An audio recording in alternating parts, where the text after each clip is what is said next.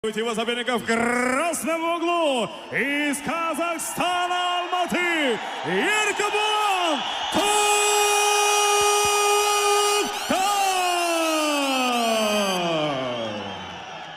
Demak, Yerkebulan Tokhtar chaqirilyapti do'stlar. Toshkent, assalomu alaykum.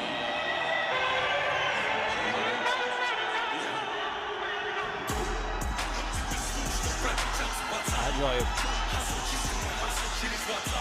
Ikkala sportchi ham alohida o'zining yonida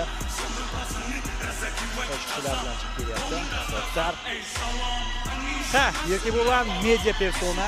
Buni men yashirmayman. U kuchli sportchi, lekin baribir media persona. Ammo sport tomonlari anchagina o'sdi Yerkebulan. Anchagina o'sdi.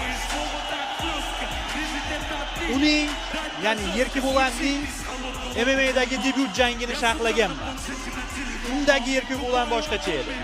Va hozir MMA'da ancha o'sdi. Boksni yaxshilash uchun, boksini yaxshilash, ya'ni tik oyoqda jang qilish, qo'l bilan jang qilish uchun u Amerikaga bordi. O'sha tayyorgarliklari jarayonida Bekzat Almaxan bilan birgalikda MMA'dagi boshqa bir qozog'istonlik sportchi, UFC sportchisi bilan birgalikda Amerikaga bordi, bokschilar bilan jang o'tkazdi. Ya'ni o'sha boksni yaxshilash uchun va o'sdi, lekin baribir mana shunday darajaga chiqdiki, u media bilan ham juda zo'r ishladi.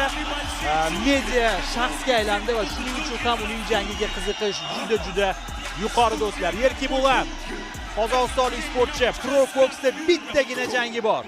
Lekin MMA'da u ancha mashhur bo'ldi.